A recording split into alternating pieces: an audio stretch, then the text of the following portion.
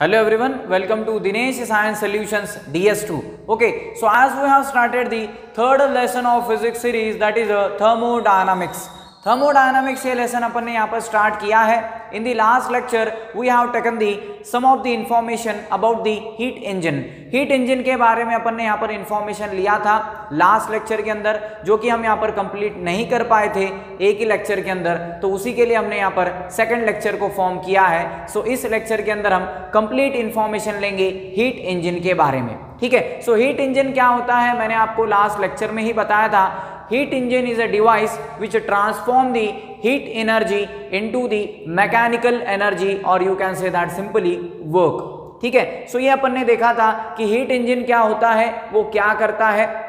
Heat engine के अंदर कई सारे एलिमेंट्स होते हैं, 3 एलिमेंट्स होते हैं बेसिकली. पहला है वर्किंग सब्सटेंस, दूसरा है hot and the cold reservoir, and third is the cylinder. ये तीनों भी एलिमेंट्स अपन ने यहाँ पर लास्ट लेक्चर के अंदर कंप्लीट किए थे. ठीक है, मतलब बेसिक वर्किंग में आपको बता देता हूं कि वर्किंग सब्सटेंस क्या करता है, हॉट रिजर्वायर से हीट को एब्जॉर्ब करता है. ओके, वर्किंग सब्सटेंस यानी कि आपकी यहां पर क्या होगी, सिस्टम होगी. सो सिस्टम वर्किंग सब्सटेंस क्या करता है, हीट को एब्जॉर्ब करता है. कहां से करता है, हॉट रिजर्वायर से हीट को एब्जॉर्ब करने का काम वर्किंग सब्सटेंस का होता है. ठीक है, सो हीट एब्जॉर्ब करने के बाद वर्किंग सब्सटेंस या फिर सिस्टम क्या करता है, उस हीट एनर्जी को वर्क के अंदर कन्वर्ट करता है. ओके, सो हीट को वो वर्क के अंदर कन्वर्ट करता है, बराबर है. पूरी एनर्जी को वर्क के अंदर कन्वर्ट करता है क्या, वो नहीं, वहां पर कुछ ना कुछ एनर्जी का लॉस होता है. ठीक है, एंड द हाईएस्ट अमाउंट और the more amount of heat, okay, more amount of heat is the absorbed by the cooling reservoir, that is a cold reservoir. ठीक है, hot and the cold दो reservoirs अपने पास. जो ज्यादा excessive amount of heat होती है working substance के पास, वो क्या कर देता है, कोल्ड रिजर्वायर एब्जॉर्ब कर लेता है. So cold reservoir excessive amount of heat को यहाँ पर एब्जॉर्ब कर लेता है. ये बेसिक फंडामेंटल वर्किंग अपन ने लास्ट लेक्चर में स्टडी की थी. ठीक है, आज अपने को उसके आगे का डिस्कशन देखना है कि उसके आगे का डिस्कशन अपन यहाँ पर करेंगे. आगे के कुछ न्यू कॉन्सेप्ट्स उसी के अंदर हम यहाँ पर कवर करेंगे. देखो, सो हीट इंजन क्या है, मैंने यहाँ पर फिर से आपको यहाँ पर डेफिनेशन बताया है उसका. हीट इंजन क्या है पता है आपको, हीट इंजन एक डिवाइस है, ठीक है, जो कि क्या करता है, ट्रांसफॉर्म करता है किसको, हीट एनर्जी को. किस एनर्जी के अंदर, वर्क के अंदर ट्रांसफॉर्म करता है, या फिर मैकेनिकल एनर्जी के अंदर ये ट्रांसफॉर्म करता है. ठीक है, ओके. सो हीट इंजन जो है classified into the 2 types. Okay, so heat engine जो है इनका 2 टाइप्स के अंदर क्लासिफिकेशन होता है. Heat engines are classified into the 2 types, which are they, first is the external combustion engine and second is the internal combustion engine. देखो, so basically heat engine के यहाँ पर 2 टाइप्स होते हैं, external combustion engine and internal combustion engine. अब ये classification किसके basis के ऊपर किया है, तो ये क्लासिफिकेशन किया है on the basis of working substance, working substance के एब्जॉर्प्शन के बेसिस के ऊपर. ठीक है, मतलब जो आपका वर्किंग सब्सटेंस रहेगा, वर्किंग सब्सटेंस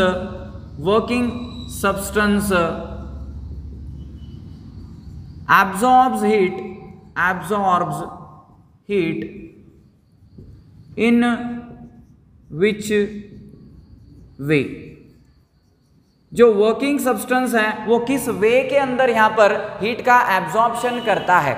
ठीक है, मतलब किस तरीके से वर्किंग सब्सटेंस या फिर आपका सिस्टम हीट को एब्जॉर्ब करता है, उसके रिगार्डिंग यहाँ पर क्लासिफिकेशन किया है हीट इंजन का 2 टाइप्स के अंदर, that is external combustion engine and the internal combustion engine. Okay, so external combustion engine का एग्जांपल क्या हो सकता है, इसका यहाँ पर एग्जांपल हम कंसिडर कर सकते हैं, that is a steam engine. Steam engine is an example of the external combustion engine and internal combustion engine का एग्जाम्पल यहाँ पर हो सकता है that is a automobile engine. जो हमारे व्हीकल्स के अंदर जो इंजन होता है ये यहाँ पर ऑटोमोबाइल इंजन हम इसको कहते हैं, ठीक है। लेकिन अब ये एक्सटर्नल कंबशन इंजन के अंदर क्या होता है, इस इंजन के अंदर जो हीट होती है, heat is absorbed by the system externally।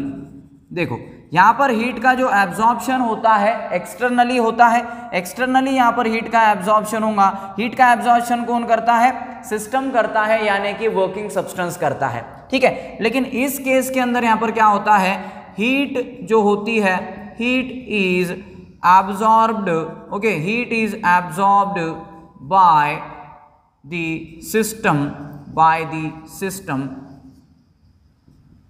internally, ठीक है। अब यहां पर क्या होता है, जो हीट का एब्जॉर्प्शन होता है, कौन करता है हीट का एब्जॉर्प्शन, सिस्टम करता है। इंटरनली यहां पर हीट का एब्जॉर्प्शन होता है, ठीक है। मतलब अंदर से हीट का यहाँ पर एब्जॉर्प्शन होता है in the internal combustion engine and external combustion engine के अंदर हीट का एब्जॉर्प्शन एक्सटर्नली होता है। इसका एग्जांपल क्या है, स्टीम इंजन है, और इसका एग्जांपल क्या है, ऑटोमोबाइल इंजन है, ठीक है। ऑटोमोबाइल इंजन के अंदर अलग अलग फ्यूल जो होते हैं, उनके जो वेपर्स होते हैं वो एज अ सिस्टम, वो एज अ वर्किंग सिस्टम यहाँ पर बिहेव करते हैं। Working substance as a behave कौन करेंगे यहाँ पर, वो जो वेपर्स हैं, फ्यूल के जो वेपर्स हैं, वो वहां पर वर्किंग सब्सटेंस का काम करेंगे। ओके, सो ये हीट इंजन के बारे में क्लासिफिकेशन अपन ने देख लिया। अब हम देखेंगे कोई भी हीट इंजन है तो वो प्रायोरिटी से 3 यहाँ पर बेसिक फंक्शंस तो करता ही करता है। Okay, so any heat engine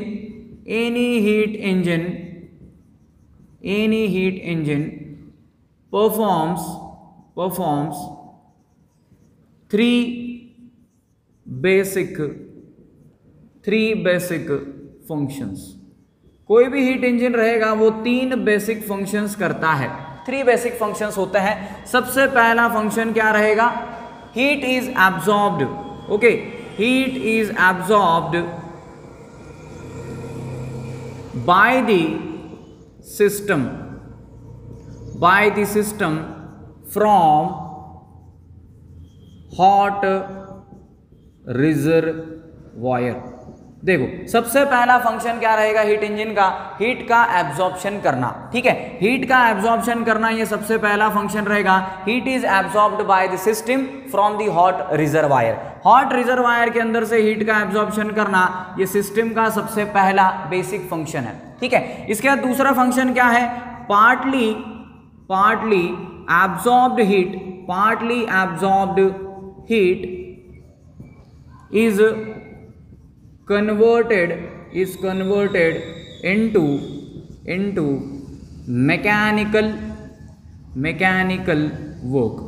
ठीक है, जो पार्टली हीट होती है ये क्या होती है, कन्वर्ट होती है। Okay, so partly absorb heat, जितनी भी हीट यहाँ पर एब्जॉर्ब होंगी उसके अंदर से पार्टली हीट बोल रहा हूं मैं, पूरी की पूरी हीट वर्क के अंदर ट्रांसफॉर्म हो सकती है क्या, नहीं, वहां पर लॉसेस भी होंगे।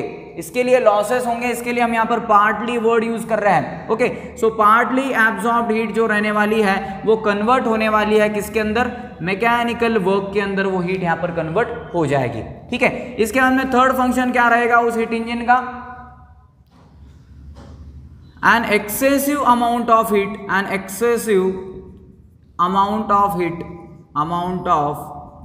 हीट is released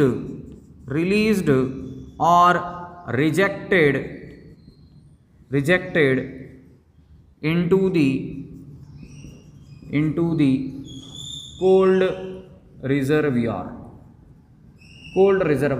ठीक है, जो एक्सेसिव अमाउंट ऑफ हीट रहेगी, जैसे कि मैंने आपको पहले ही बताया था, सिस्टम के अंदर, सिस्टम पार्टिकल्स के अंदर या फिर मैकेनिकल अपना जो वर्किंग सब्सटेंस है उसके अंदर अगर ज्यादा हीट आ जाती है तो वो क्या हो जाती है, एब्जॉर्ब हो जाती है ज़्यादा, मतलब कम से, मतलब हीट तो सबसे पहले एब्जॉर्ब होंगी और उसके बाद क्या होगा, एक्सेसिव अमाउंट की जो हीट है वो वहाँ पर रिजेक्ट हो जाएंगी, रिलीज हो जाएंगी। ठीक है, एक्सेसिव अमाउंट के अंदर जो हीट है, ज़्यादा अमाउंट के अंदर जो हीट है वो वहाँ पर रिलीज हो जाएंगी, रिजेक्ट हो जाएंगी, किसके अंदर, कोल्ड रिजर्वायर के अंदर। ठीक है, कोल्ड रिजर्वायर जो कि यहाँ पर कांस्टेंट लो टेम्परेचर के ऊपर होता है, hot reservoir constant higher temperatures के ऊपर रहता है। तो ये तीन बेसिक फंक्शंस होते हैं। कोई भी आप हीट इंजन को कंसिडर अगर करते हो, कोई भी हीट इंजन को कंसिडर कर लो, ये बेसिकली यहाँ पर तीन फंक्शंस तो उसके अंदर रहेंगे ही रहेंगे। ठीक है, तो ये बेसिक तीन फंक्शंस होते हैं। अब हम एनर्जी फ्लो डायग्राम के बारे में पढ़ते हैं कि एनर्जी फ्लो डायग्राम इस केस में क्या होता है, उसके बारे में अपन यहाँ पर इंफॉर्मेशन लेते हैं। So energy flow diagram, let us see. Energy flow diagram. Energy flow diagram के बारे में इंफॉर्मेशन लेना काफ़ी ज़्यादा यहाँ पर इम्पॉर्टेंट है जब हम हीट इंजन के बारे में पढ़ते हैं। देखो, सो बेसिकली ऊपर यहाँ पर क्या होता है, ऊपर हम कंसिडर करते हैं this is nothing but one of the reservoir. ये अपना एक रिजर्वायर है, इसको हम कहते हैं this is a hot reservoir. ये हॉट रिजर्वायर है, ठीक है, जो कि काफ़ी ज़्यादा इसका टेम्परेचर होता है। इसका हम टेम्परेचर यहाँ पर कंसिडर कर सकते हैं। मैंने बताया था आपको लास्ट लेक्चर में, that is TH। TH is the highest temperature for this hot reservoir. ठीक है, इसके अंदर यहाँ पर क्या होती है, पाइप लाइनिंग होती है कुछ इस तरीके से यहाँ पर पाइपलाइन होने वाली है, ऐसा कंसिडर करो आप। So this is a pipe lining simple over here. यहाँ पर ये पाइप लाइनिंग होती है इस तरीके से, और नीचे यहां पर एक रिजर्वायर होता है, इसको यहां पर अपन कह सकते हैं this is a cold reservoir. ये यहां पर क्या है, कोल्ड रिजर्वायर। ठीक है, कोल्ड रिजर्वायर का टेम्परेचर कांस्टेंट लोअर टेम्परेचर होता है, that is a TC। TC is the constant lower temperature for the cold reservoir. Okay, ये पाइपलाइनिंग है, मतलब जो आपका सिस्टम रहेगा, जो वर्किंग सब्सटेंस रहेगा, ये हॉट रिजर्वायर से क्या करेगा, हीट का एब्जॉर्प्शन करेगा। तो हीट का यहाँ पर एब्जॉर्प्शन होने वाला है फ्रॉम दिस रिजर्वायर से लेकर के, ओके, और वो वहाँ पर क्या करेगा, हीट एब्जॉर्ब करने के बाद, वर्किंग सब्सटेंस हीट को एब्जॉर्ब करने के बाद क्या करता है, मैकेनिकल वर्क के अंदर कन्वर्ट करता है। ठीक है, सो ये जो हीट रहेंगी ये क्या होने वाली है, कन्वर्ट होने वाली है, heat will convert into the mechanical work. अब ये जो हीट रहेगी यहाँ पर इस केस में, ये तो यहाँ पर अपने को इस तरीके से यहाँ पर बताना होगा इसको, पार्टली जो हीट रहेगी यहाँ पर वो यहाँ पर कन्वर्ट होने वाली है किसके अंदर, मैकेनिकल वर्क के अंदर। ठीक है, so partly heat is converted into the mechanical work. Partly heat यहाँ पर कन्वर्ट होने वाली है मैकेनिकल वर्क के अंदर, ऐसा हम यहाँ पर कह सकते हैं। ठीक है, so partly heat is converted into the mechanical work, मैं यहाँ पर लिख सकता हूँ this is a mechanical work. Okay, so partly heat यहाँ पर कवर अप हो जाएगी मैकेनिकल वर्क के अंदर। देखो, सो सिस्टम क्या करेगा, हीट एब्जॉर्ब करेगा, सिस्टम यहाँ पर हीट एब्जॉर्ब करेगा कोल्ड रिजर्वायर से, ओके, और वो कोल्ड रिजर्वायर से absorb, that is hot reservoir से एब्जॉर्ब करने के बाद पार्टली वो कन्वर्ट करेगा मैकेनिकल वर्क के अंदर, और जो रिमेनिंग अमाउंट ऑफ हीट रहेगी उस सिस्टम के अंदर, that will B into the cold reservoir. Cold reservoir वो हीट को एब्जॉर्ब कर लेगा। ठीक है, सो हॉट रिजर्वायर का या फिर वो जो टेम्परेचर हम कंसिडर करने वाले, या फिर हीट जो कंसिडर करने वाले हैं फॉर दी हॉट रिजर्वायर, जो कि अपनी जो सिस्टम रहेगी, जो अपना mechanical,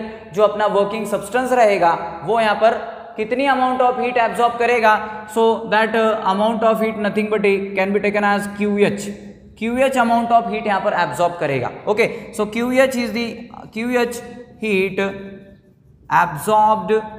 absorbed by the working substance. ठीक है, वर्किंग सब्सटेंस यहाँ पर क्या करेगा, इतनी हीट को यहाँ पर ये एब्जॉर्ब कर लेगा। ठीक है, और ये जो QH होता है इसको हम पॉजिटिव कंसीडर करते हैं। QH is always taken as positive, QH क्योंकि एब्जॉर्प्शन है, इसको हम पॉजिटिव कंसीडर करते हैं। ठीक है, अब जो हमारा सिस्टम है वो यहाँ पर हीट को रिलीज भी करता है, रिजेक्ट भी करता है, किधर, कोल्ड रिजर्वायर के अंदर, तो वो उसका जो हीट हम कंसीडर करेंगे that will nothing but QC। Okay, so QC क्या हो जाएगा मेरा यहाँ पर, QC is nothing but heat rejected, excessive amount की जो हीट रहेगी वो rejected by the working substance, okay, bye the working substance. So working substance यहाँ पर क्या करेंगे, इतनी अमाउंट ऑफ हीट को यहाँ पर ये रिलीज कर देंगे, okay, bye the working substance, और वो हम यहाँ पर कंसिडर करेंगे negative, okay. So positive is the QH and negative is the QC। QH positive रहेगा, QC नेगेटिव रहेगा, ठीक है। और यहाँ पर एक इंपॉर्टेंट चीज आपको बताना है कि QH ये अमाउंट ऑफ हीट एब्जॉर्ब होगी बाय द सिस्टम, QC ये जो हीट रहेगी that will be the evolve और you can say that release rejected by the system और working substance, okay. So these pipe linings are there. ये क्या होती है, ये पाइप लाइनिंग होती है, ठीक है, ये पाइप लाइनिंग है। और एक सर्कल सपोज मैं यहाँ पर ऐसा ड्रॉ करता हूँ, तो ये जो सर्कल है, ये सर्कल यहाँ पर क्या रिप्रेजेंट करता है, ये सर्कल ही यहाँ पर रिप्रेजेंट करता है हीट इंजन को। This circle is nothing but simply heat engine. ये जो सर्कल है इसको हम हीट इंजन कहेंगे। अब ये जो पाइपलाइनिंग आपको यहाँ पर दिखाई पड़ रही है, ये जो पाइपलाइनिंग आप यहाँ पर देख सक रहे हो, ये इसका एक विड्थ होता है, ठीक है। पाइपलाइनिंग का क्या होता है, एक विड्थ होता है, ओके। सो जो विड्थ होता है, width is broader for the work and width of the pipelining is shorter for the rejection, ठीक है। ये यहाँ पर आपने मेजॉरिटी ध्यान रखना है कि जो पाइपलाइनिंग होने वाली है, pipelining width is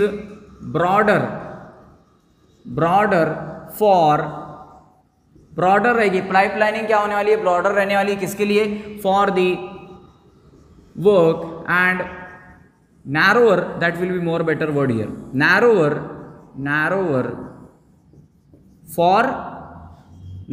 for what, for the rejection, ठीक है। रिजेक्शन के लिए पाइपलाइनिंग यहाँ पर नैरोअर रहेगी, ओके। पाइपलाइनिंग जो होने वाली है, पाइपलाइनिंग की जो विड्थ है वो ब्रॉडर रहेंगी, किसके केस में, वर्क के केस में, एंड नैरोअर रहेगी, शॉर्टर रहेगी, किसके केस में, रिजेक्शन के केस में, ठीक है। So pipelining will be narrower for the cold rejection के लिए and pipelining will be broader for the mechanical work. मतलब वर्क ज्यादा होना चाहिए, रिजेक्शन कम होना चाहिए, ऐसा मुझे यहाँ पर इनडायरेक्टली आपको कहना है, ठीक है, okay. So and the pipelining for the work is directly proportional to the work done by the system और by the simply that working substance, okay. अब यहाँ पर टोटल अमाउंट ऑफ हीट कितनी जनरेट होंगी वो निकाल सकते हैं क्या हम, yes, okay. So total amount of heat कितनी रहेगी यहाँ पर, टोटल अमाउंट ऑफ हीट कितनी, टोटल अमाउंट ऑफ हीट यहाँ पर हम कंसिडर करेंगे। So this will be nothing but Q से हम हीट को रिप्रेजेंट करते हैं। फर्स्ट लॉ ऑफ थर्मोडायनामिक्स के अंदर भी हमने पढ़ा था। So Q can be taken as that is QH plus QC। ये टोटल हम ले सकते हैं यहाँ पर, देखो QH क्या है, heat is absorbed by the system from the hot reservoir, QC is the heat released by the system from towards the cold reservoir, okay. So QH plus QC। लेकिन अगर हम मॉडुलस कंसिडर अगर करते हैं तो QC का sign क्या है, नेगेटिव है, QH का साइन क्या है, पॉजिटिव है। तो इस फॉर्मूला को मैं इस तरीके से लिख सकता हूं, this will be the QH minus of QC, इस तरीके से। तो ये क्या हो जाएगा मेरा, टोटल हीट इतना रहने वाला है उस हीट इंजन के अंदर, ठीक है। अब हीट इंजन के अंदर वर्क कितना होगा, what will be the total work done, वो भी हम यहाँ पर कैलकुलेट कर सकते हैं। सो टोटल वर्क डन भी हम यहाँ से ले सकते हैं। वर्क डन को हम W से रिप्रेजेंट करते हैं। So that will be again QH plus QC होता है। मॉडुलस लेंगे तो mod of QH minus of mod of QC, इस तरीके से हम वर्क डन को लिखेंगे।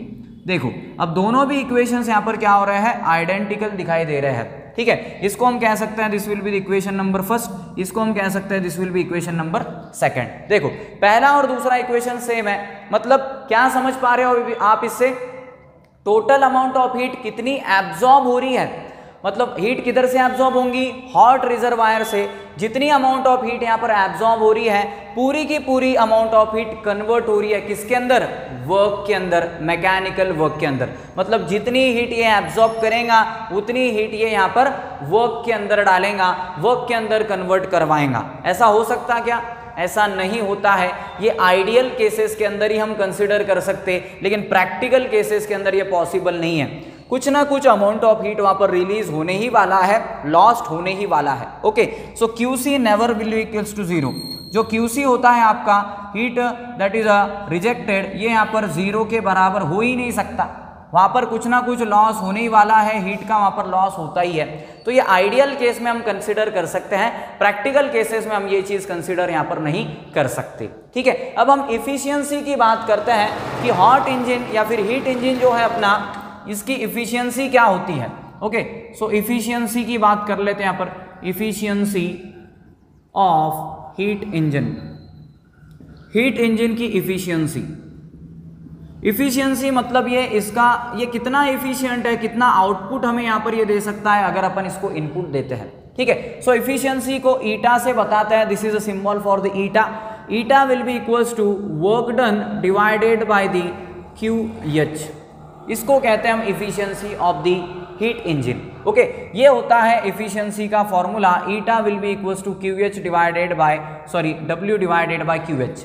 W का मीनिंग क्या है, वर्क डन। कौन करता है यहाँ पर work done, that is a working substance. Okay, so work is done by the working substance with respect to the और टू दी, ये रेशो है।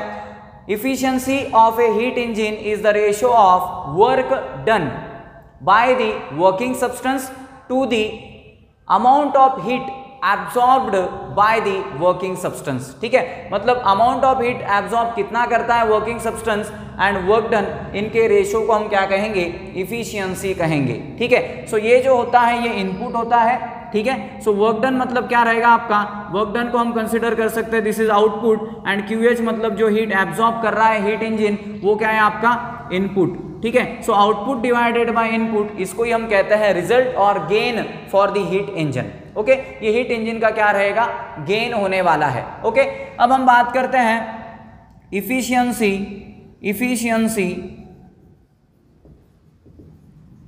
Of A thermal heat engine. Thermal heat engine के लिए efficiency के लिए क्या equation है वो देखते हैं अपन यहाँ से।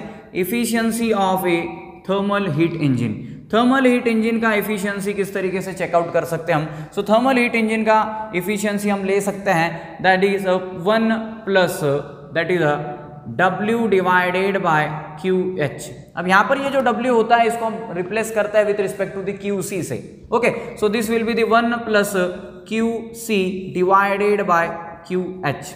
अगर हम मॉडुलस यहाँ पर कंसिडर करेंगे, so this will be 1 minus of QC divided by QH। ये होता है आपका ईटा, किसके लिए, efficiency for a thermal heat engine. Okay, thermal heat engine के लिए ये इफिशियंसी का फॉर्मूला होता है।